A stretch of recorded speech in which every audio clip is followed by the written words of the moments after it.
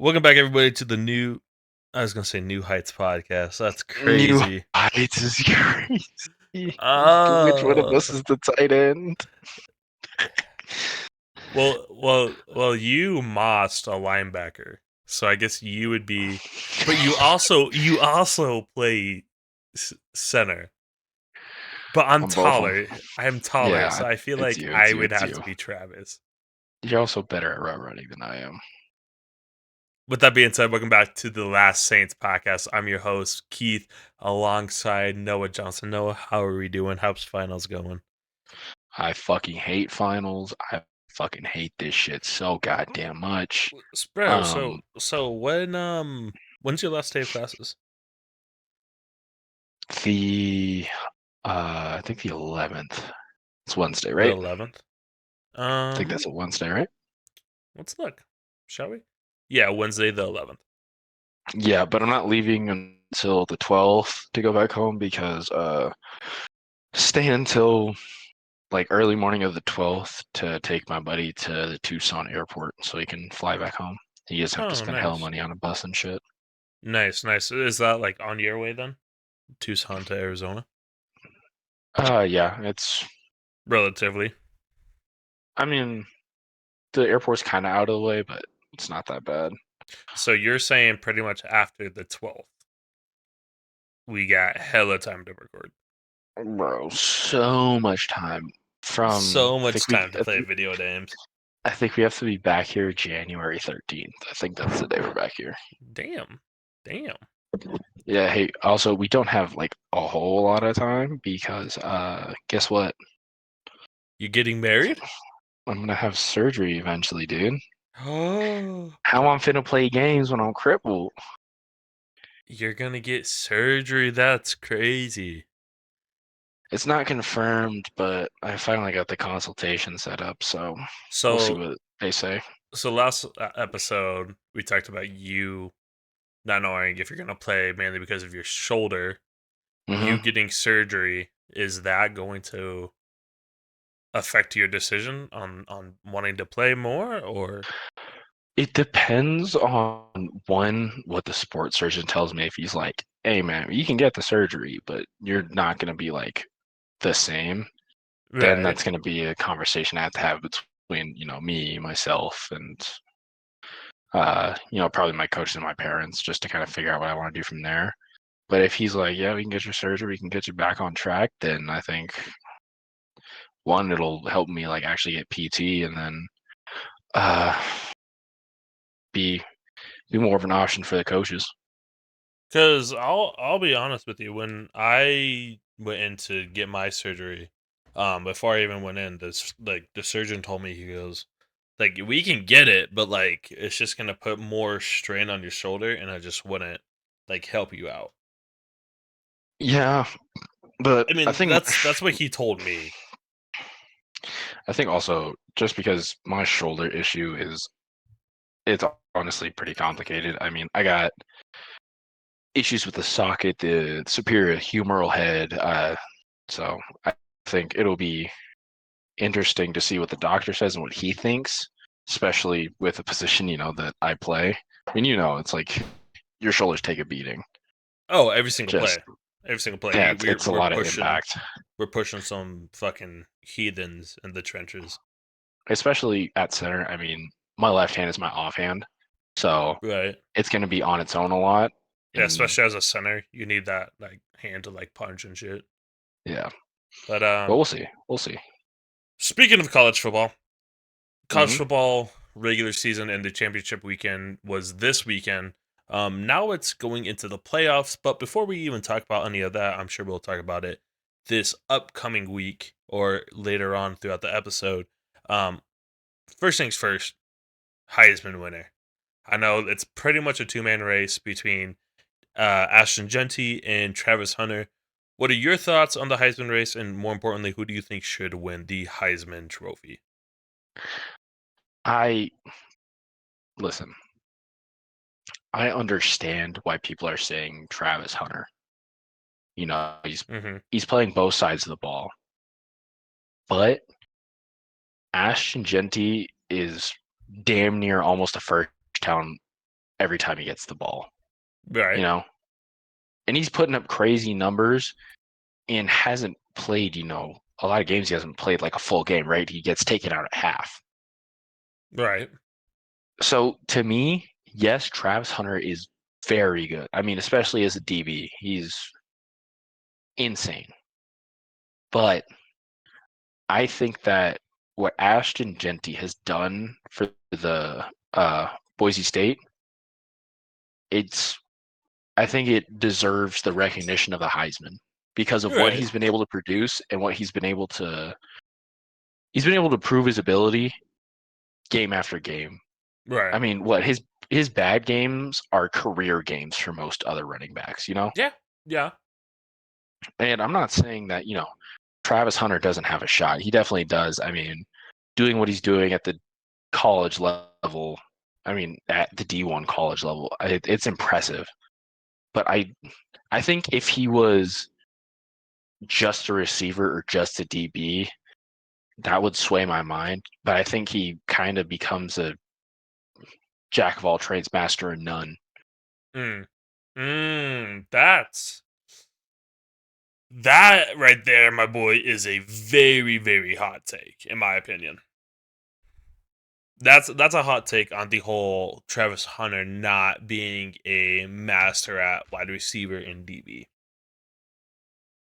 and I it's just, it's solely because of the fact that you look at his stats. Let's say some stats really quick. 92 receptions, 100 or 1,152 yards, 14 touchdowns, averaging 12.5. And I get it that like he isn't the obviously number one, but I mean if you look yeah, at receiving, you got Nick Nash out of San Jose State, 104 really? receptions, 1,300 yards for 16 touchdowns, right? And then Hmm. Harold Fannin Jr. out of Bowling Green. He's a tight end, 100 receptions, 1,342 yards, 13.4 average, 9 touchdowns. Um, Yeah. Really, you start to get into your big name conferences like Big 12 as soon as Travis Hunter is mentioned. Before that, it's Nick Nash, San Jose State, Yeah. Harold Finnan, uh, Bowling Green, Yeah. um, McMillan, Arizona, Jaden Yeah. Higgins, Arizona or Iowa State University, and then Hmm. Eric Rivers, FIU. Yeah. Obviously, Um, those teams aren't in the most prestige colleges yeah. in where they play at, but I think because Colorado is in a tougher division than all of them, it Hmm. is, in my opinion, a overall, if you look at it like a more important thing.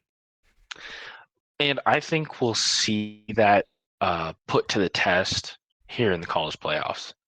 You know, Boise's either going to end up playing, well, they're probably just going to end up playing Penn State, but uh, I know that a lot of people have been saying that, and I think that when we see who Boise State plays, we'll see if that holds up. But if Ashton Genty can continue to do what he's been doing Hmm. against, to me, is probably going to be Penn State. Uh, I think that kind of puts that argument to bed. So here's the thing, though, right?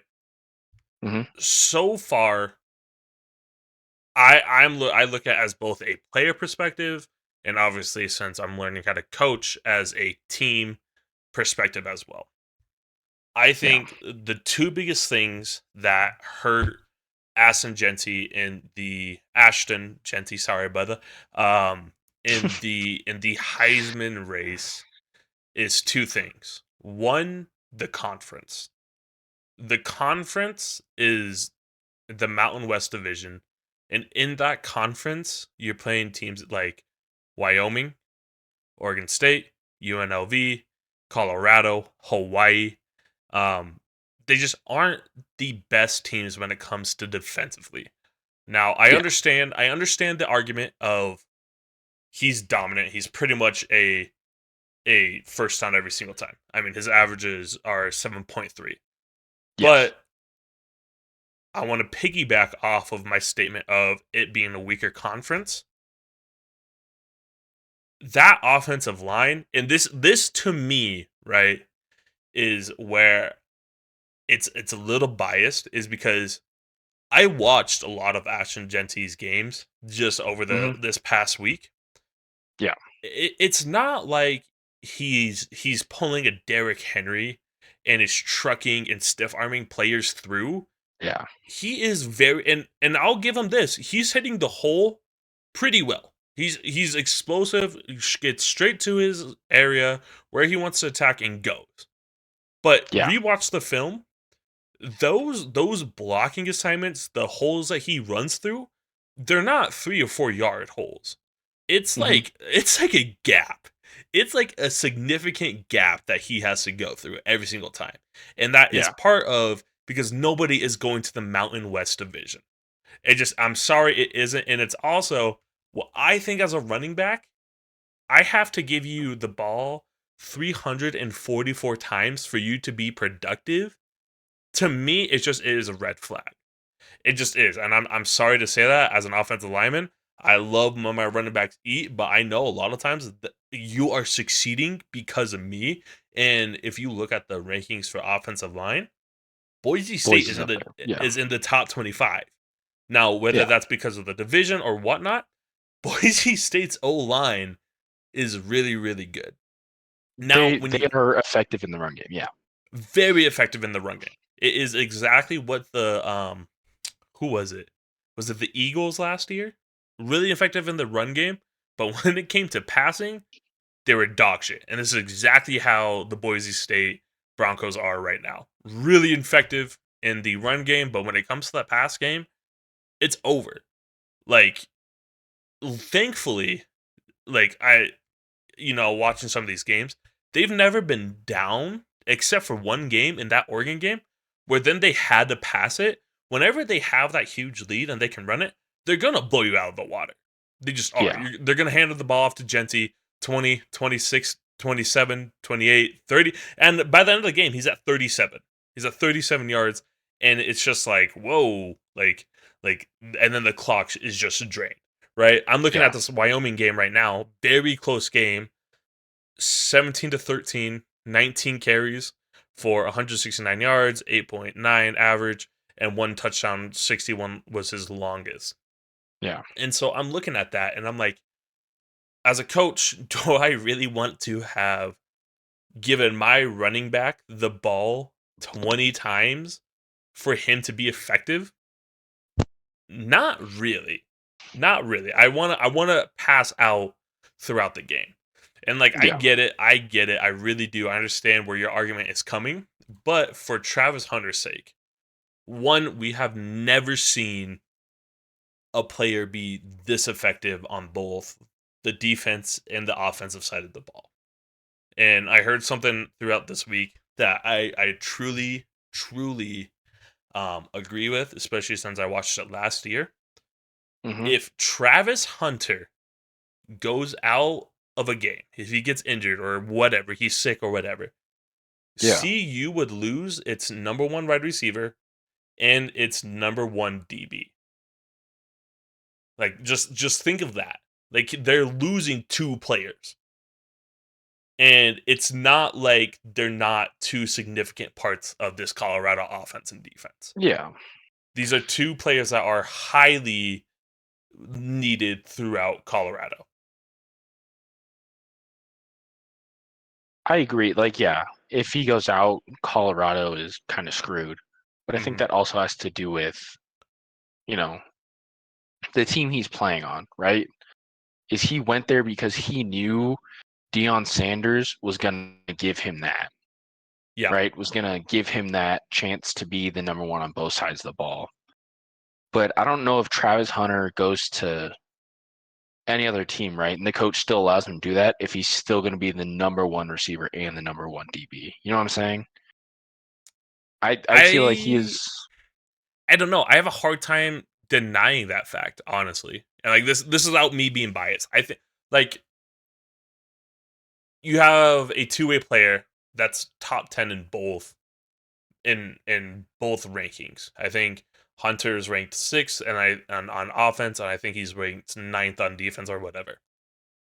I Yeah. think you put him in any system, he's going to fit, and I do believe he would be the team's number one wide receiver and DB on any team he goes on. I can see that. I can see where you're coming from with that. I mean, he is. I won't lie. He's a fucking freak athlete. At the end of the Dude, day, he really he's is. a freak athlete, and I hate that people are like he just runs hella. He gets a lot of snaps, and it's just like the people that are saying that one have no idea the conditioning it takes to play wide receiver and DB. You're pretty much Yeah. running at 15 miles per hour every single snap. You just are. And so for them to be like, "Oh, congrats, a guy that takes a lot of snaps versus a guy that, gets 37 carries a game." I Yeah. hate that argument because it's like you guys don't understand how impressive that is. I mean, fuck, I'm gassed after Indy. And maybe that's just because my coaches didn't condition me enough. I was gassed after Indy, but it's I to think that me, also just has to do with weight. I mean, linemen are just big dudes. on God, I think at on any God, level, like linemen go through fucking warm ups and they're like, "Whew, yeah, I need a break." yeah, no, and so I understand where a lot of people are coming from when it comes to Genty. I just to Yeah. me having to give him the ball, um, 30 plus times a game for your offense to be effective just to me just doesn't seem like a logistical standpoint. It just doesn't to me. And I'm Yeah. looking at the stats right now from 2023, and they lost 3 games or 4 games throughout the year, and they were giving him the ball roughly around 22, like an average of 22 times a game, Hmm. and he wasn't winning games. Um, and I think a lot of this is because they had a weaker schedule this year. I mean, they played UCLA last year, Washington, UCF, SDSU, CSU, which is a conference game, but it's still like I think one, it's a schedule. I think Ashton Gentry's schedule hurts him a lot. I think if he Hmm. played more teams like Oregon or just top some of the top rated teams, I think it would have been better for them. Just like how CU played Nebraska when they were hot, or K State, or you know Yeah. Utah, Kansas. I'm not gonna include Oklahoma State because we fucking dog walked them, but I think that's my biggest pet peeve. It's just he plays in the Mountain West Division, and I think that is something that is ultimately going to hurt him in the Heisman rankings for us. Because I mean, if you look at the polls anywhere, all of the fans want Genty to win Heisman, Yeah.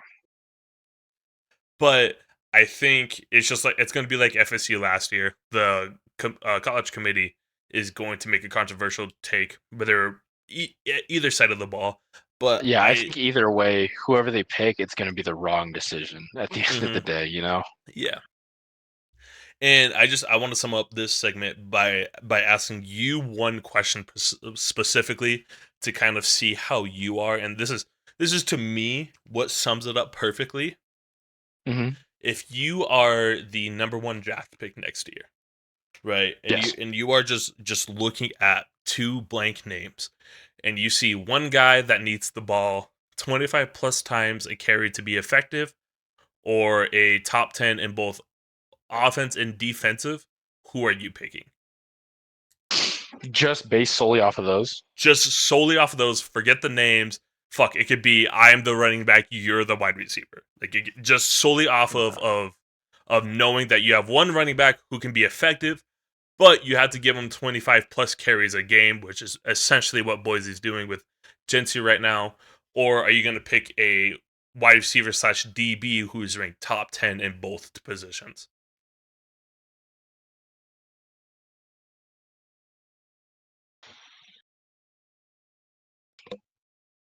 Like that's Personally, and I think this is just bias in how I like to play football. I'm taking the running back Yeah, But that's just because I like to play a smash mouth style of football. At the end of the right, day. right, and as lineman you should be, and that's why a lot of it is why I don't think Genty should be it. I think the linemen make his running back make him look a lot better than he is. And there's no Hmm. shot against him, but I just think that O line is really good. And you put any running back in that backfield with inside that conference, they're gonna go off. That's just my opinion, though. So Mm, you're pulling for Genty. I'm pulling for Hunter. We'll see who it is. yep. I couldn't really tell you when it's going to be. All I know is that somebody is going to be pissed at the end of it. Yeah, but I mean, I at the end of the day, I don't think you're wrong with either pick you make. Right. Right. No, I I think, think both sorry to cut you off, but I think yeah, both are deserving of it this year. yeah. Continuing with college football, this is going to be the first year where the college football 12-team bracket is going to be in effect. What are your thoughts Western on New it? And Mexico, more Western New Mexico importantly, should be in there. Western New Mexico should be in there, man. Got but snubbed. more importantly, who are you gonna take and why? Like, who do I think wins it all? Yeah, but I want your thoughts first on how, are you excited for this 12 team college football playoff Yes. bracket, or do you wish it was the 4 team? No, I like 12 team. One, it's more football for me to watch. And two, I think it gives a lot of teams the chance they wouldn't have got otherwise, right? Yeah, Because I mean, everybody loves to watch a Cinderella story at the end of the day. yeah, And, some let's say some crazy shit happens, like SMU fucking beats Penn State first game out.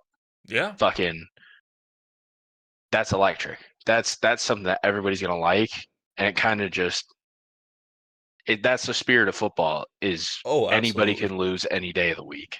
Absolutely, and it's a game 7 every single time you play football.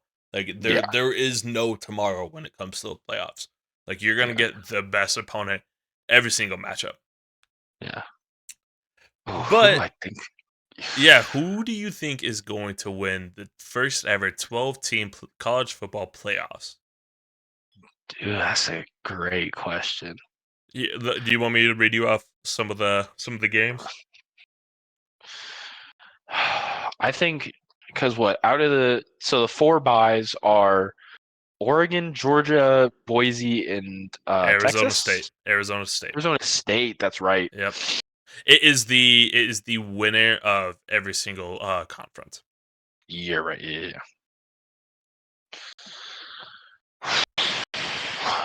Who do I think is gonna win? Honestly, and this is just a bullshit take. I think it'd be fucking insane if Arizona takes it. Arizona Arizona State. State. Well, I bro, think because it's Cam Scatabo who fucking puts that team on his back. God damn it. yeah, they just But so I'm looking at the bracket right now. So mhm, Arizona State, right? yeah, It's Clemson versus Texas, and then the winner of that game plays Arizona State. yeah. So, I won't lie to you. I could see do you Clemson think? beating out Texas. Ooh, I that feel like Texas has had some very inconsistent games. I feel like when they're firing, they're firing, but I think they've had some very inconsistent games where they've made a lot of mistakes that they've beat themselves. that, my friend, is a very bold and hot take to take Clemson over Texas. Wow. Um, how do I feel about? I mean, you're not wrong in what you're saying. I watched Hmm. the SEC championship. I get where you're coming from. I get it, I mean, even watching games, I mean, like Vanderbilt, dude. But that Texas team, man. they are great. Ah, Don't get me wrong. Holy fuck, they are a great dude. team. Quinn But Ewers is cooking, and then they'll sprinkle in some Arch Manning to give that offense some more they have variety. they've had some games though where I'm like, you should be fucking blowing this team out of the Yeah, water. What the fuck are you doing? yeah, I mean, that Vanderbilt game should have cooked them. yeah, and Instead, I it mean, was what, a 3-point game? yeah, yeah. I mean, Um, but I mean, Georgia versus Clemson, Texas should have beat them. I mean, shit, Georgia versus Texas. You think Texas should have won that game? should have. Yeah, I don't know if I can agree with you on that one. I think Georgia's defense is just always good, and so I mean, I understand how much it means to have a good defense. So I can't. I don't know if I can agree with you on that one. I just but Georgia's they're always off. dominant. Just their offense. I feel like I know, offensively. But then again, I mean, you can also go back to Clemson. I mean, fuck SMU. Come on, man. dude. I don't. SMU is a good team, man. No, I'm talking about the fact that you're leading them. How They they much? they let up a 17-point lead. Yeah, Yeah. that's How do you let that that's happen? and I that I that's think that's going to be a good game. If yeah. if Texas can comes out on fire, they will I they think will they dog walk Clemson. but I think if Texas lets this Clemson team just a little bit, just gives them a little bit of that door, I Mm, think Clemson's going to get their foot in there. absolutely, absolutely. If Texas does not bring their A game, it's going to be a close Yeah, game. But if Texas comes out and plays like how they were they the should. first half of the Yeah, season, where they were the yeah. top ranked team before they played Michigan, Hmm. they're gonna blow out Clemson. They just are. So Yeah, that's going to be an interesting game, especially because the winner has to play Arizona State. Arizona State has been playing really good, along with their running back. That running back played a hell of a game in their yeah. championship game. This was it yesterday? I believe so. Yeah, Yes. yeah. By the time you guys are hearing this, it's going to be posted. It might be posted tonight. We'll see. Um, but yeah, no. Arizona State played a hell of a game. Congrats to them, I dude. just They're going hella to be a fuck good with team. Arizona State's game, man. Just They fucking th- nitty that's gritty fucking that's football, man. that's Arizona plays 4 quarters of fuck you football, and as offensive linemen, that's something Yeah. that we can all appreciate. All right, well then you got in the second bracket for the Rose Bowl bracket, pretty much. Tennessee, Ohio State. Who do you got there? Tennessee, Ohio State. Yeah, Um, winner plays Oregon at Oregon or I at. think I think I think I'd take Ohio State in that. I mean, yeah, that loss to Michigan was tough, but I think Ryan Day is gonna lock that in a little bit. And then, I think their quarterback definitely learned his lesson from throwing fucking 2 picks. I think Tennessee is gonna Um, win. I think it's gonna be upset. I think really, Tennessee's gonna go into Ohio and just dog walk them. you I think that just Ohio doesn't take that? here's how I feel about Ohio State. They are a good team when it comes to underperforming, if that makes sense. No, I get what you're Like saying. like I watched that Michigan game. Hmm. As I was watching it, I go, this game should not be anywhere near as close as it is. It Yeah, shouldn't be. I It mean, shouldn't be. number 2 Ohio State going against unranked Michigan's kind of crazy. And it's not like you lost on a last second like field goal. Like that Yeah, game was close the whole game, and I get it. I get it. It's the game. It's yeah. the game. And in all of sports, it's You the have game. 2 NFL prospects on your roster, though. Not only that, but this is a rebuilding Michigan team that you guys lost to. Yeah, It's not like it's Jim Harbaugh. It's not like they have. that's right. They did lose. Holy shit! I didn't even realize It's not that. like they're I'm totally drawing a blank on his name. He was on the cover of NCAA this year. JJ Uh, McCarthy. no, Dylan Edwards, the running Dylan. back. Oh yeah, I know what you're talking about. Yeah, yeah, Yeah, yeah. their star running back. He's been out for a minute. I think he tore his like ACL or something like that. Damn. But it's like, bro, you let them come into your house and just completely destroy your game. As Tennessee, underdog favorites too. yeah, yeah. Tennessee beat Alabama. They've been playing really well all year. It's just to Hmm. me, when Ohio State is predicted to win a game or more or less be favorites in a game, they just Hmm. underperform. They just always do. And Tennessee this year, I feel like is trying to prove to the haters that they're just going to win. I mean, they Yeah, beat Bama, which I get it. Nick Saban isn't there anymore, so it's not the OG Bama, but it's still Bama. Like everybody that was there at Alabama pretty much is still stayed there. there. So it's not like Alabama was a slack this year. They were still them. They're not obviously in the college football playoffs because they lost to teams that they shouldn't have lost to. Which a lot of people think that they should be in over SMU, but SMU played hell of a hell of a season, especially the last two games. So I And agree with I them. don't think Bama played well enough, and like I don't think they were the same Bama that we've seen No, year after year. no. I think they've definitely dropped the ball on more games than are necessary, Oh, absolutely. and I think the committee made the right decision on leaving them out. Yeah. I think it one kind of helps with the how everybody says there's SEC bias. I Hmm. think it helps disprove that, and two, I think it helps prove that like this year they actually were like looking at the teams instead of Oh yeah. just Yeah. making Yeah. silly decisions. Yeah. So I mean, I got Tennessee winning over Ohio State. Winner of that game is going to play Oregon.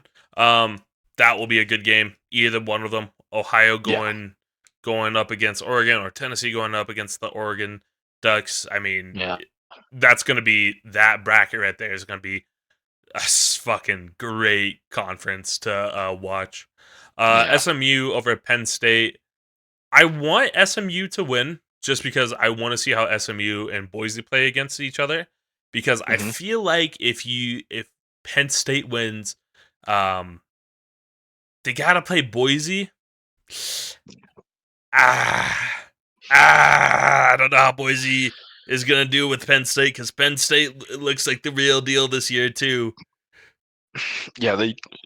I don't know. During that fucking Oregon game, they could not. Neither team could stop the fucking run, I guess. But No, like, just that Penn State, but I mean, dude, that it's the number one team, and I think Oregon proved that this past championship game is that why they're the number one team. It's not like Penn State is a slack either. Like Penn State yeah. is good, but out of those two teams, who do you think is going to win? Between Penn State and SMU, SMU. Yep. I think Penn State. I think they're coming in with a chip on their shoulder after that Yeah. Oregon game, and I Yeah. think they're coming in and say "fuck you," we're making it Yeah. back. Yeah. Penn State. Penn State's going to be good. And then Indiana versus Notre Dame. You got an Indiana bowl Notre Dame, right here. Yeah. Notre Dame, Yeah. by fucking far. Yeah, I don't see. I mean, I would love to have it to be a good game. I would. I think it'd But be awesome. But I think Notre Dame is just too good. Winner of that game goes on to play Georgia. Um, yep. yeah, I mean, not much to say against the Notre Dame Indiana game. I think that is out of all four games that weekend. That game Yeah. is the weakest game out of all of them, but it's still Yeah. going to be a good game. I think everybody's going to underestimate Indiana, and I think it'll be Hmm. close in the first quarter, but after that, I think Notre Dame will take off with it. Yeah, it's just gonna be that halftime being like, "You're fucking Notre Dame. Go out there Right, and win." right. Come out. But Rudy's gonna go in the locker room. shut the fuck up. Everybody's gonna be like, Rudy, Rudy. You were offside. Shut the fuck up. Fun fact: did you know Joe Montana was on that team, and everybody was saying they lifted Rudy off the field because he was the As a laughing stock of the team? yep. Yeah, just I love that. And like now, every time somebody talks about Rudy, I just think of that, and I'm like, what a fucking piece of shit makes a movie about himself that's not anywhere accurate at all. Oh god, we need a remake with Joe Montana there to be Bro, like, Rudy, the true story. Fucking coach, I'm not putting my jersey on your desk. I don't give a fuck if he plays or not. That shit would be so funny. everybody's on the sideline gets a sack and like, yo, was he offsides or? Yo, I'm pretty sure Rudy was offsides there, but hey, good for him. Um, so yeah, that's the 12 team playoffs for the first round. Um, who do you think is going to win it all just off of looking at this? Stop or just looking at talking about it? that. I mean, it's such a cop out answer, but I think it's going to be Oregon. You think it's going to be Oregon? Yeah, I Now, think just Dylan Gabriel's really good. He'll make shit happen, and then their receiver core isn't bad either.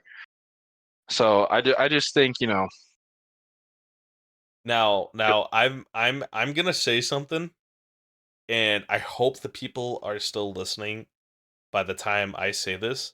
I probably want not. the bold. Well, I'm gonna make this a second video, so Oh, okay. or like I'm gonna do every segment like its own video. But Hmm. regardless, I think what I want the championship game to be. I think Noah, you'll like this game a whole lot. I think it's gonna be a good game if it comes down to this. Hmm. I got Texas University versus Penn State. I think that game would fucking go crazy. Who do you have winning it though? Penn State. Penn State. I think Penn State's the real deal this Really? year. Bro, Really? I was watching that Oregon and Penn State game, and the whole time I was watching it at work, I was just like, dude, Penn State is the most slept on team out of all of these games, out of all of these teams. I Penn won't State, disagree. bro. I won't Listen, disagree. it's not like Penn State lost in a blowout faction against this team. They were right there with Oregon. They were right there. If they could have tightened down on that run game that we just talked about, easily, I think Penn State could have upset Oregon. So I hope that's it. I think Penn State is my dark horse of this playoffs. But if you want me to give you a real answer on who I think is Hmm. going to win this year, I got Georgia. I got Georgia going up against Oregon in the national championship, and I think Georgia's going to win it. You think that defense takes them all the way? I think that defense takes, and more importantly, I think there is enough time to be passed now till December 20th through the 21st is when this first round of playoffs is going to play. Hmm. Um, I think there's going to be enough time passed because I watched that Georgia SEC championship game, and I don't know what I was thinking or what I'm thinking in this. Hmm. I'm kind of liking how Carson Beck has been playing lately. Isn't he I hurt? think he is hurt, but I mean, depending on the injury, obviously, I don't know. When he was he's. grabbing his arm like that, I was like, I "Fuck, know, man, I know, that might be a UCL." but they'll have to go in and do the X-rays. But from here on, it's about like 2 to 3 weeks from when Georgia next plays. The quarterfinals is December 31st through January 1st. So Hmm. that it's like essentially 3 weeks, right? If Yeah. this Carson Beck injury is not as serious as everybody thinks it is, I think Carson Beck is gonna torch the college football playoffs. I don't know what it is about it, but I just been watching some of his games lately, and I'm like, I think he's probably the most slept on quarterback in college football right now. Georgia. Yeah, and Carson Beck. That's fair. I think a lot of people have kind of clowned on him this year Yeah, I mean because it's they not. lost to Bama. Yeah, I mean it's not. It's not. It's just it's not. Fuck. What's his name? He got drafted by Oh, the Rams. fucking. Oh, what's his face? I forgot what his name is. Because he doesn't do shit. He doesn't fucking play. Geez, fuck, dude. What's his name? I don't know. Rams backup QB. Stetson Bennett. There you go. Yeah, I think it's that. I think people are just like expecting. Yeah. So, all right, this next segment. Obviously, as athletes, we have to deal with coaches and their demeanors all the time, whether it's them being happy, pissed off, whatever you call it. players have to deal with it probably the most out of anybody, especially if it's your position coach that's pissed off or your head coach or whatever you name it is pissed off. Shit, my position coach was the head coach. That shit was So ass. So we get a lot of emotions and meetings and during the games and during huddles and whatnot. I'm gonna play this clip from HBO's Hard Knocks in season with the AFC North, and I want to give our feedbacks on it and what we think, or how we feel about coaches being like this in locker rooms and meetings and just overall talking to how your players are. Everybody wants to sack the quarterback. That's what the defense wants to do. We're going to take pride in protecting the quarterback. No one with the chief. Nobody. Now, chief, this is how you can help us. Get through your reads and get the ball out, right? You do a really good job with that. It's impressive. Set the protections the right way. When you got to flipper it, be on your shit. Be on your shit. Okay? Whatever you say, we're going to do. I promise you. Okay? You guys back this up. You fight your asses off. You fight your asses off. We're not going to Denver to go skiing. We're going to win the game on Monday Night Football in front of the world. We're on Thursday Night Football last week. We balled out. We're going to Monday Night Football this week to ball the out. Okay? We are pros. This is what we do. This is our choice. This is our life. This is every minute of our day. Right now. Lock it in. Go to Denver. Pitch a fit. Pitch a fit. Okay? 99's in the air. Yep. Him up. We're toe-to-toe with really good teams this year. And the harder we play, the better results we've had. That's the truth. Make it a grimy fight. Back down to nobody.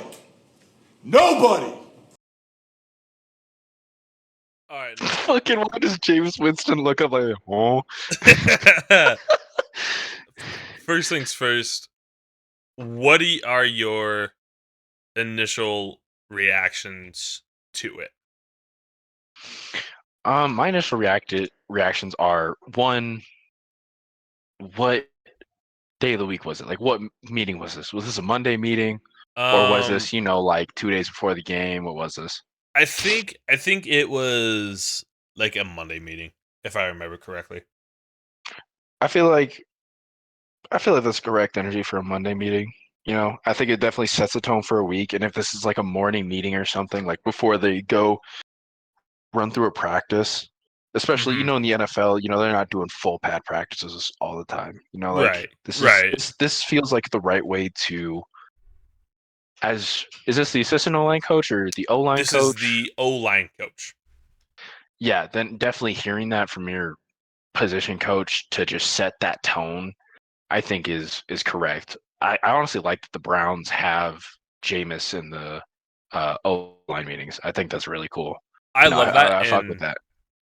I love that, and to piggyback off of you, I think more college teams, and obviously I don't know if all of NFL teams do it, but I think college teams especially would help out a great bit, having your quarterback sit in on your offensive line meetings to understand what the fuck's going on in the offensive Yeah, line. I think that's awesome that Jameis Winston does that, and I think a lot of people, coaches especially if they watch Hard Knocks throughout the season and they see that, maybe they take inspiration and you'll start seeing your quarterback in your offensive line, film rooms to understand what your progressions are as the offensive line blocking and what the game plan is each week. Because I mean, there's a lot going in on the offensive line yeah, meetings when it comes to run plays and pass plays. So I think one, that's pretty cool.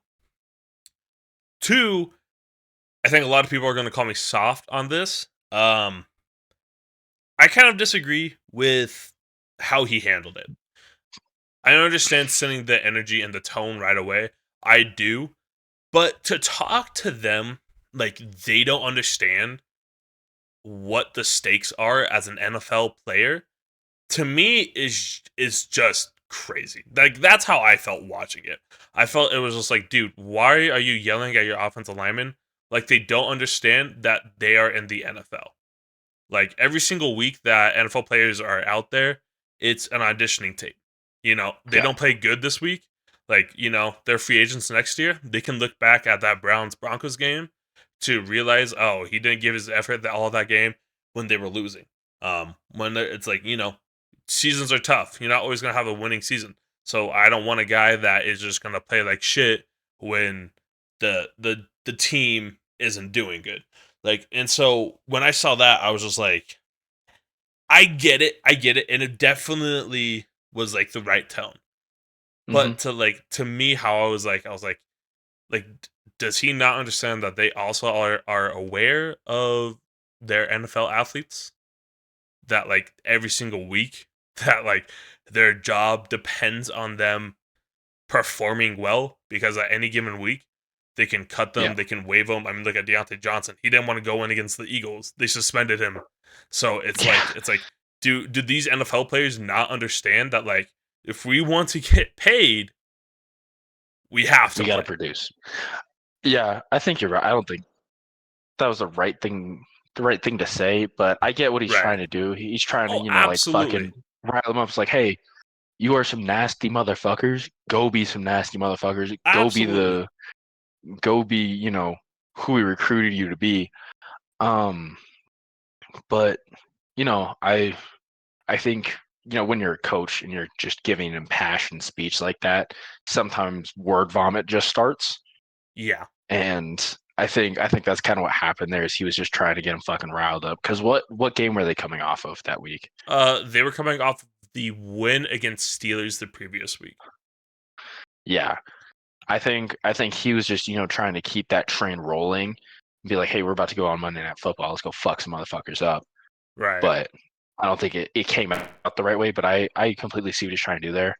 Sure, it's a little corny, but Absolutely.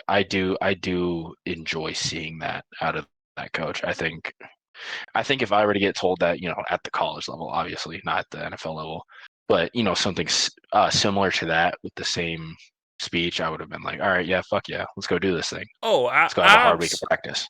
absolutely. I think, um going into a week, and when like you're losing, obviously, like we talked about, it's tough. It's tough to go out there every single week knowing that like, fuck, man, like it's on us, and like it's tough to go out there every single week, whether it's win or lose. It's tough. And so hearing Yeah. that from, you know a coach, to see how passionate he is, that's Hmm. awesome. It is. What I don't obviously like is having him feel like they don't understand the stakes of the game. Yeah. Like, the Browns very much um, can affect teams in their playoff standings.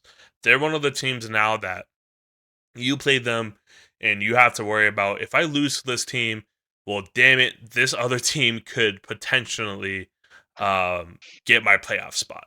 And that's Yeah. that's how the Browns are. What I like to call the Browns is a nightmare scenario. Meaning, they have nothing to lose. They have nothing to play for right now. The only thing they're playing for is to ruin your season. And so, Yeah. you look at them versus the um, Pittsburgh Steelers today, and Hmm. you're just like, holy shit, what did I just watch? Like, you're like, what the fuck? Like, 14-27 in the fourth quarter. Like, it's just like, man, like, they're eliminated from obviously today's game, but like there's still that fear factor of, like, if I don't take this team seriously, another team can take my position in the playoffs. Yeah. And so I wish that on the coach, on where he didn't just like kind of scream at his team to not, like, where they don't understand the situation that they're in. Yeah. But other than that, I loved it. I loved what he was preaching.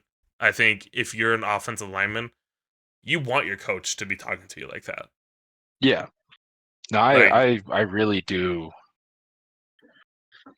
Our coach didn't do it at all when he gave his speeches. Like, I mean, the entire and when our assistant O-line coach, gave his speeches, our O-line room would just fucking roll their eyes because, I mean, you just got to have the right message. I mean, absolutely. sure your words can be wrong, but if your guys can get the message, they'll fucking rally. Yeah.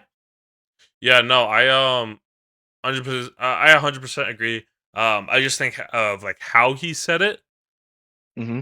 wasn't the best scenario, or Was a how he little said it goofy. Yeah. wasn't a little goofy. It's just like, bruh, like everybody knows like what their job is to do.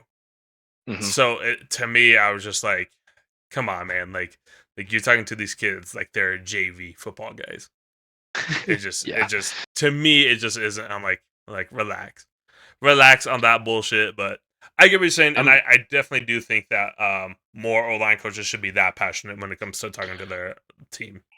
I'm sure it also what kind of affect him was knowing that he's on camera at the end of the day. Yeah, yeah, being on Because Hard Knocks. those though when cameras aren't in the room, and it's just the O line and the coach, shit gets wicked.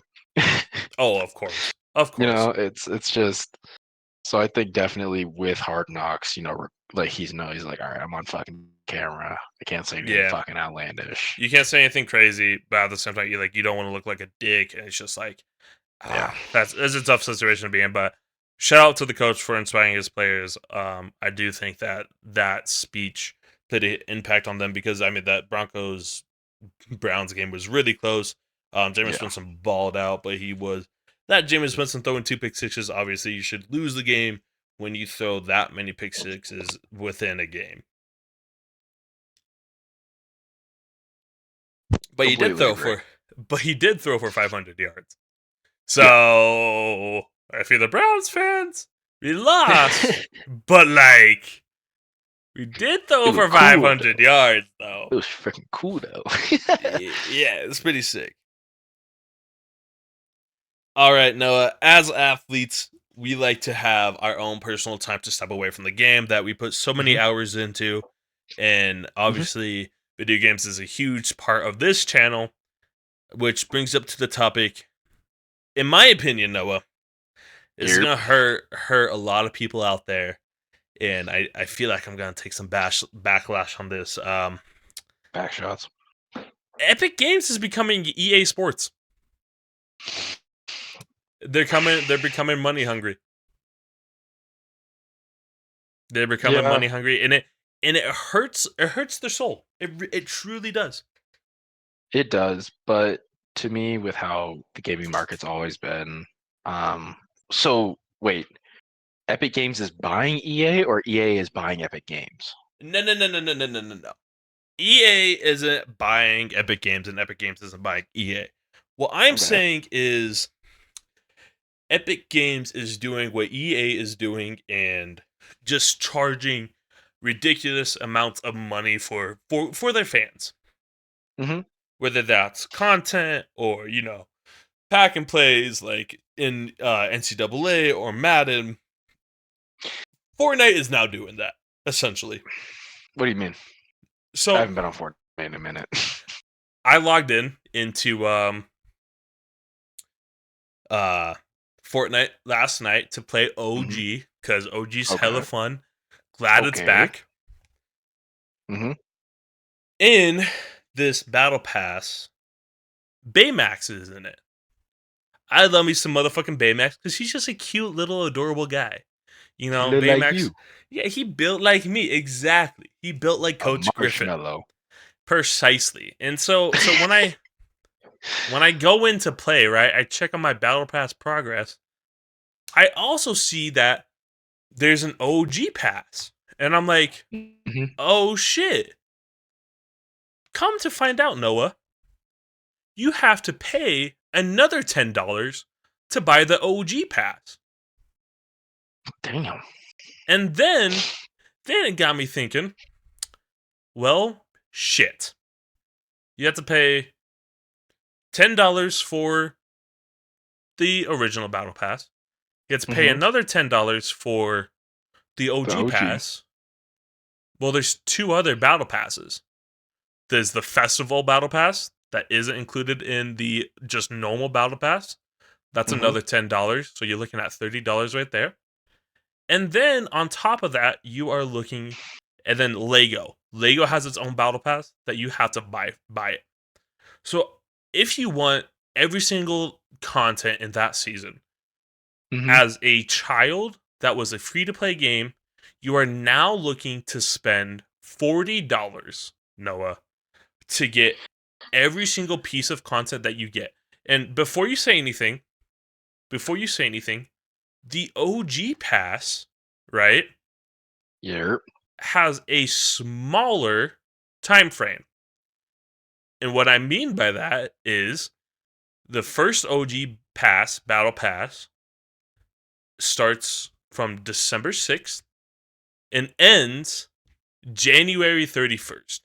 Where then the season 2 of OG comes out, which will Yeah. then be another battle pass. Okay.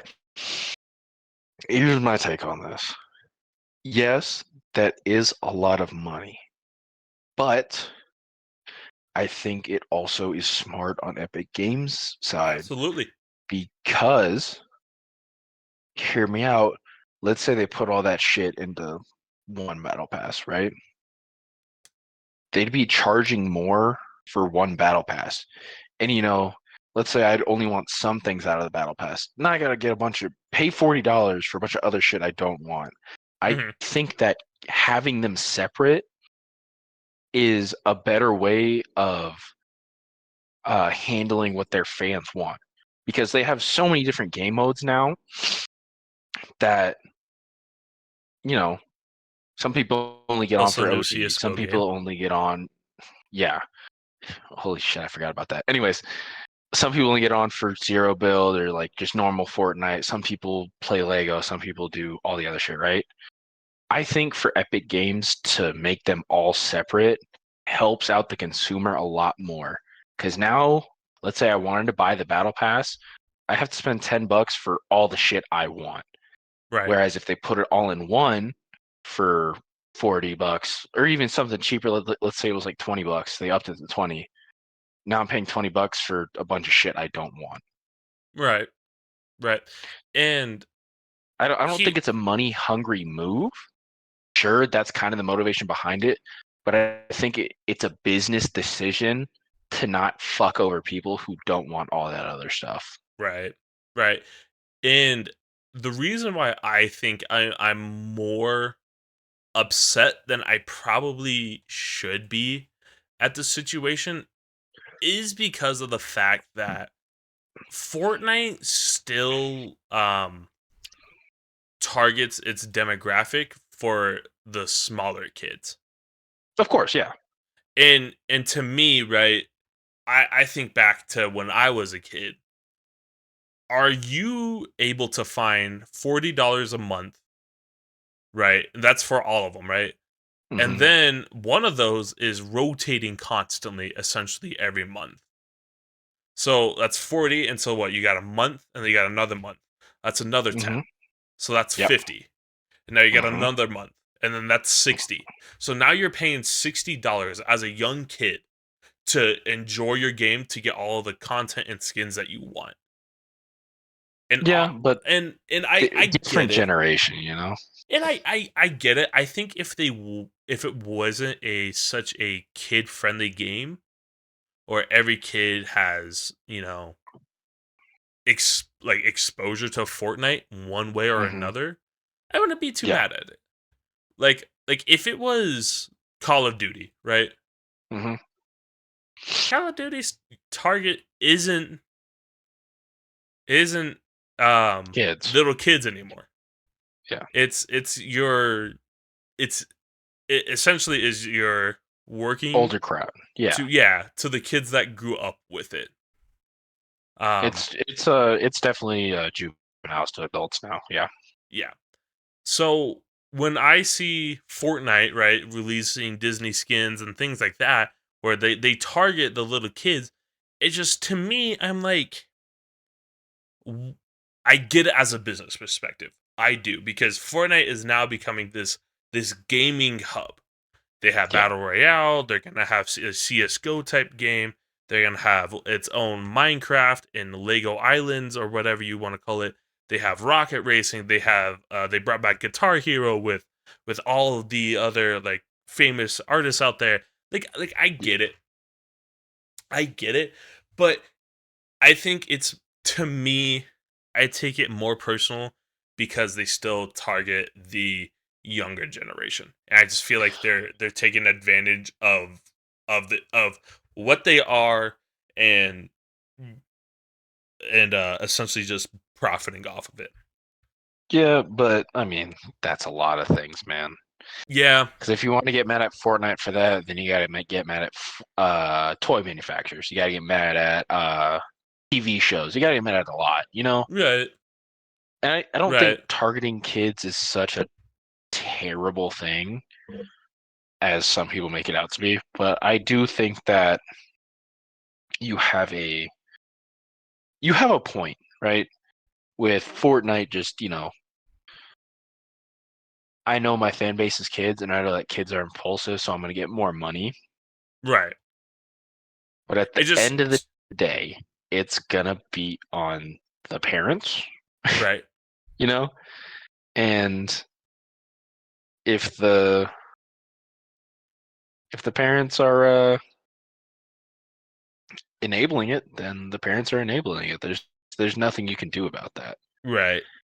And So, the way I see it is how I would compare it on on a level hmm is Battlefront 2 with the loot boxes.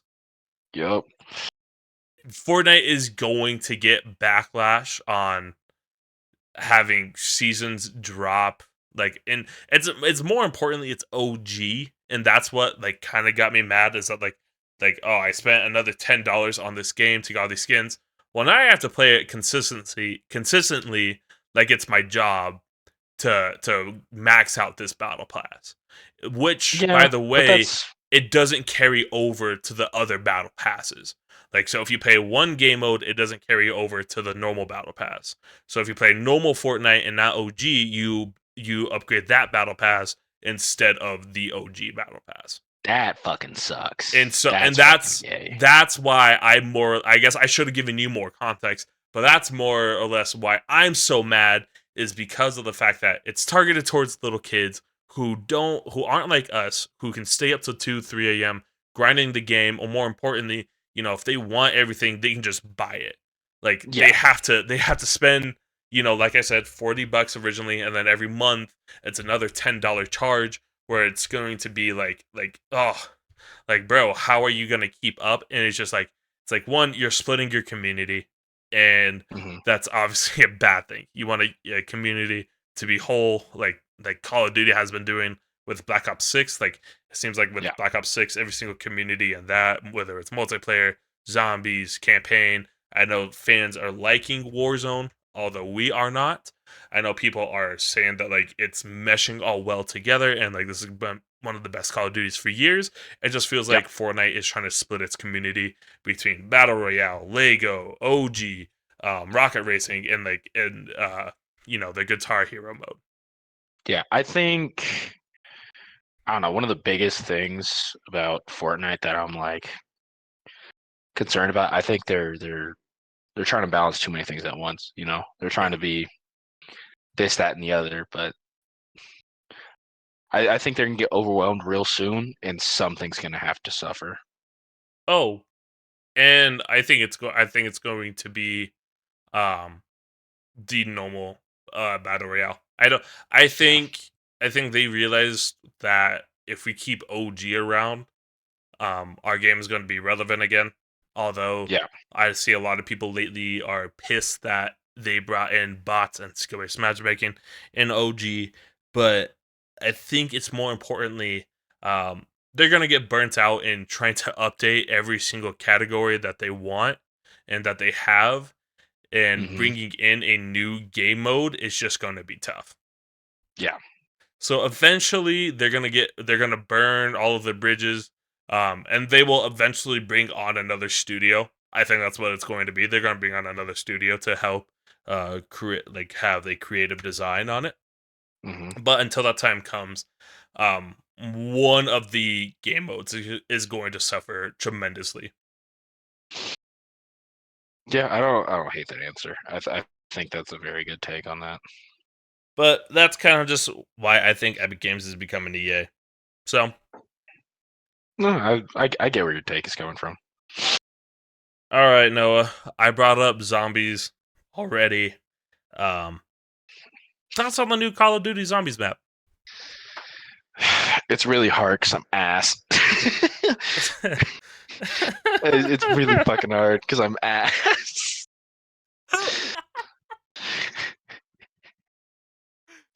That's just how it is, man.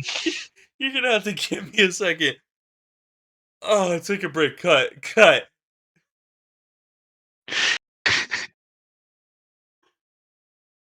I'm an honest man, you know.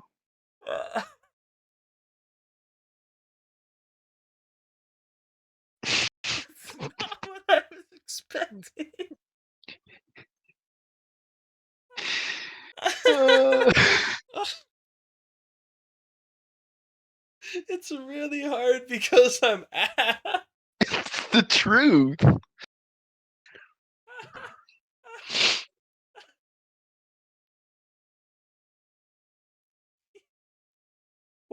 What are your thoughts on it?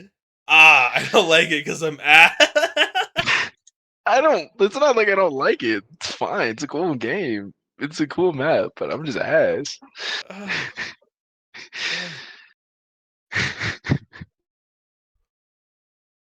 Oh.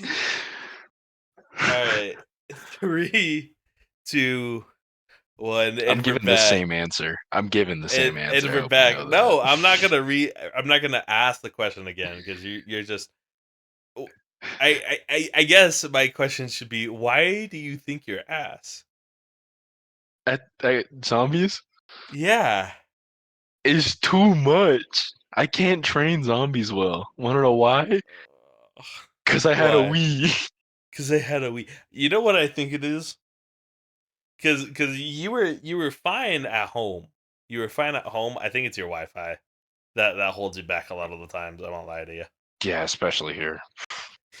Like you'll be fine, and then all of a sudden I'll just look back and like you're rubber banding into like a horde of zombies, and I'm like, okay, well, There goes Noah.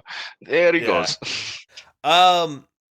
So other than you thinking that the map is hard because you're ass, what are your thoughts on it? I think it's really cool. I like the fuck the Raven Sword. That's some bullshit. The Void Sword. That's some fucking Yeah, bullshit. I don't understand how the fuck somebody figured out Who got their that the fucking star astrological sign girlfriend to do it for them? Fuck. right. Right. I don't understand how that happened. More importantly, obviously I watched the live streams of the Easter egg live streams when it came out. Like, how the fuck are people solving this shit? Like that shit, dude, they're holding X or your interact button just on everything. To be fair, that's what we were doing when we were trying to Well, figure out the first yeah. time. I was literally Yeah, and walking that's around walls just fucking yeah. spamming it. Yeah, it's just my take on it, Noah. hmm This might offend some people. I don't really like it. I don't What really the like it. fuck? Why? Um, Why? one, right? It has to deal with the wonder weapons. I I fuck hella with the swords. I don't know what you're no no no no talking no no about. no. Listen. I fuck with the swords heavily too, Okay. but the fact that it only kills one zombie per swipe instead of a Minecraft like style where it has that that animation where like Yeah. if you swing Has a it damages sweeping. more. Yeah. Yeah. Has a sweeping edge. In Yeah. this game it is a you pull out your sword and you hit one zombie, well you're only going to kill one zombie. Yeah, but that's also And why when you upgrade it, like you got an alt fire that fucking goes insane in the membrane. Right.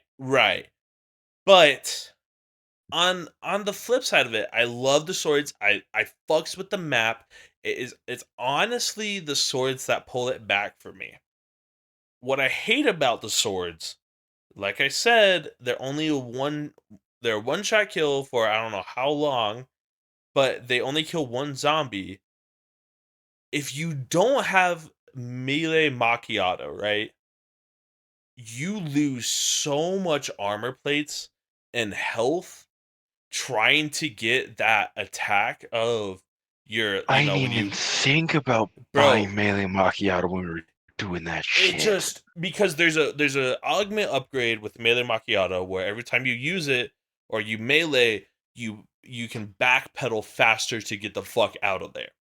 Yes, they the can move. the problem is if you don't have it, it essentially makes melee macchiato on that map essential. Because if you Okay. don't have it, you just go in there and you swing in your horde, and then by the time you know it, you're down to 5 HP. And that's to me is why I'm not liking the map right now. Because yes, every single person can get a wonder weapon. I love that every single time Call of Duty Zombies does that. It is not a RNG where you have to spend the box to get the ray gun or the jet gun or the tentacle sucker or whatever it's called. What's the fuck the beam machine and Terminus. It's everybody can have their own upgraded sword. Mm-hmm. The downside of it is that you have to get melee macchiato, and I hate when Call of Duty makes you have to play a certain way. That's why I didn't play, or that's why I didn't do a whole lot of the camo grinds for multiplayer, is because they made me like play a certain way, and I hate when Call of Duty does that. I like when Call of Duty just lets me play normally with some challenge. Okay, but did you think of this? The Dragon Sword's fucking sick. Dude, it is. It's fucking badass. And when we solved it the first time I without felt looking like it up, Albert Einstein. I felt like bro, Albert that Einstein, dude. shit is badass. Essentially because you could throw the fucking explosion at bitches. That shit's badass. It's hella dope. I listen. I love the wonder weapons. I do. I like the map. But Mm-hmm. because of going into the game having to buy melee macchiato, and more importantly, taking away PhD flopper where you only have to get it from the Wonder Fizz now is crazy to me. But whatever. Yeah, I didn't even know the Wonder Fizz was a thing until you're like, oh yeah, it spawns, and I was like, what the fuck is that, dude? Right. And it's whatever. I understand that the Mustang and Sally's aren't the best weapon to choose on this map. Understand it. It just to me, I don't like it because of the sword only it only kills one zombie per time, where I feel like it should like do a sweeping effect like in Minecraft. But that's just me. That is just my opinion on why I don't really like the map right now. Now, will it change? Absolutely. I know for a I, fact I, when we do I that think boss once fight, that shit's gonna do I was hella about to fun. say, I've been skipping every video about it because I don't Oh want to see any yeah. spoilers. No, I haven't seen the boss fight Easter egg. I haven't. I've seen people go into it, but after that, I only seen fuck all about it. I haven't tried it with anybody else. I haven't done it solo.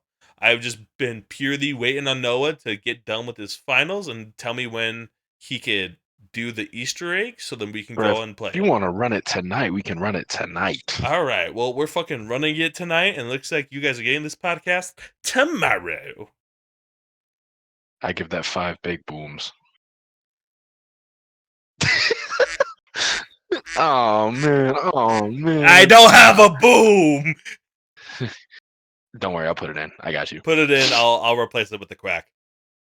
But that's kind of just my opinions on it. I think the map is really good, although PhD and obviously the having to buy melee macchiato or they forcing you to do it it's not my cup of tea. but understandable. But overall, out of 10, Noah, what do you rank this Citadel de Morris? Out of 10, because I'm ass, 7. 7. I'm gonna give this map a solid 5 big booms. My bad. out of 10. I'm gonna give Citadel de Morris a. I'm gonna give it a 9. I'm gonna give it a 9.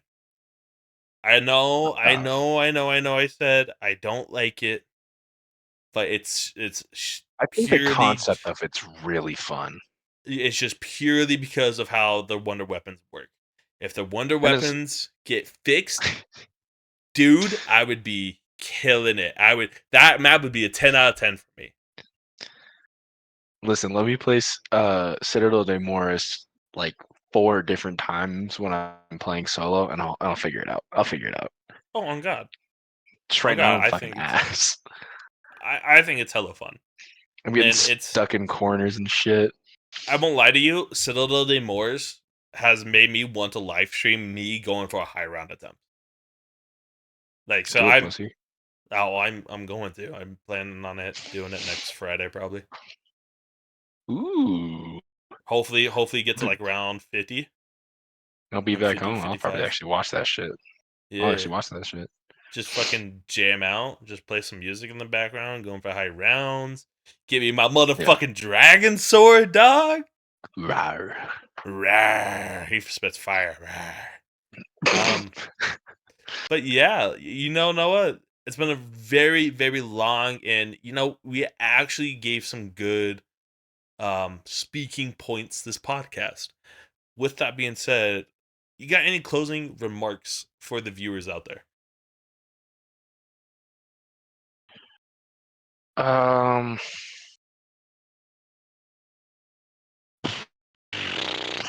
Ever put butter on a Pop-Tart? It's so freaking good.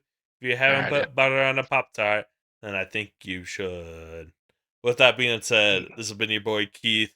Noah, it's been a pleasure talking to you as always. We're I about to go pleasure hop myself while in talking to you.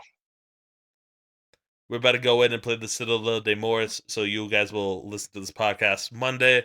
With that being said, this has been the Last Saints podcast. I'm your host, Keith, with my co-host, Noah Johnson. Noah, Yeah. quack, quack. Oh, fuck you. Later.